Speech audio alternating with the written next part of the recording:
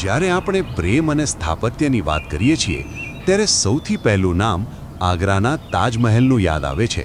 પણ શું તમે જાણો છો કે ગુજરાતના મોરબીમાં પણ એક એવું જ પ્રેમનું પ્રતીક આવેલું છે? મચ્છુ નદીના કાંઠે ઊભેલું ભવ્ય મણિ મંદિર. આજે અમે તમને જણાવીશું મોરબીના એવા રાજવીની વાત જેમને સૌરાષ્ટ્રના શાહજહાં કહેવામાં આવે છે. મહારાજા વાઘજી ઠાકોર અને તેમની પ્રિયતમા મણિબાઈની આ હૃદયસ્પર્શી પ્રેમ કહાની. સર વાઘજી ઠાકોર બીજા, જેમણે મોરબીને સૌરાષ્ટ્રનું પેરિસ બનાવ્યું હતું. તેઓ એક અત્યંત પ્રગતિશીલ અને દીર્ઘદ્રષ્ટિ શાસક હતા. તેમના શાસનકાળ દરમિયાન મોરબીમાં ટેલિફોન, રેલવે અને વીજળી જેવી સુવિધાઓ આવી હતી. પણ આ શક્તિશાળી રાજાના હૃદયમાં એક કોમળ લાગણી હતી, જેનું નામ હતું મણિબાઈ. કહેવાય છે કે મણિબાઈ મહારાજાના અત્યંત પ્રિય પાત્ર હતા. ઘણા ઇતિહાસકારોના મતે મણિબાઈ મહારાજાના પત્ની હતા, તો કેટલાક તેમને તેમની પ્રિયતમા તરીકે ઓળખાવે છે. પરંતુ તેમના વચ્ચેનો પ્રેમ અતૂટ હતો. મહારાજા વાઘજી ઠાકોર મણિબાઈને એટલો પ્રેમ કરતા હતા કે તેઓ તેમની દરેક ઈચ્છા પૂરી કરવા માંગતા હતા. પરંતુ નિયતિને કંઈક બીજું જ મંજૂર હતું. મણિબાઈનું અકાળે અવસાન થયું. આ આઘાત મહારાજા માટે અસહ્ય હતો. પોતાની પ્રિયતમાની યાદને હંમેશા માટે જીવંત રાખવા તેમણે એક એવું સ્મારક બનાવવાનું નક્કી કર્યું જે સદીઓ સુધી તેમના પ્રેમની સાક્ષી પૂરે.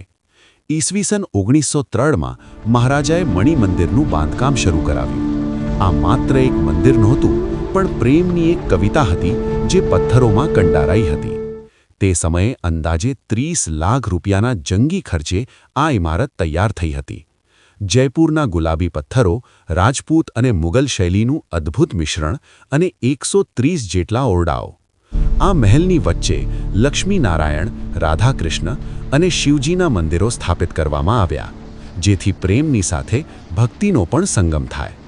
અફસોસની વાત એ છે કે જેવી રીતે શાહજહાં તાજમહેલને પૂર્ણ થતો જોઈ શક્યા હતા, તેવી જ રીતે વાઘજી ઠાકોર આ ભવ્ય મણિ મંદિરને પૂર્ણ થતું જોઈ શક્યા નહીં. 1922માં તેમનું અવસાન થયું. ત્યારબાદ તેમના પુત્ર લખદીરજીએ આ કામ પૂર્ણ કરાવ્યું હતું. આજે પણ મચ્છુ નદીના કાંઠે ઊભેલું આ મંદિર જ્યારે સાંજના સમયે લાઇટોથી ઝળહળી ઉઠે છે, ત્યારે એવું લાગે છે જાણે વાઘજી ઠાકોરનો પ્રેમ આજે પણ અહીં શ્વાસ લઈ રહ્યો છે. સમય બદલાયો, રજવાડા ગયા, પણ આ મણિ મંદિર આજે પણ અડીખમ ઊભું છે. તે આપણને યાદ અપાવે છે કે સાચો પ્રેમ ક્યારેય મરતો નથી. તે સ્થાપત્ય અને સ્મૃતિઓ દ્વારા અમર બની જાય છે. જો તમે ક્યારેય મોરબી જાઓ તો આ પ્રેમનું પ્રતીક જોવાનું ચૂકતા નહીં. તમને આ પ્રેમ કહાની કેવી લાગી? કોમેન્ટમાં જરૂર જણાવજો. અને આવા જ ઐતિહાસિક વિડીયો જોવા માટે અમારી ચેનલને સબસ્ક્રાઇબ કરો.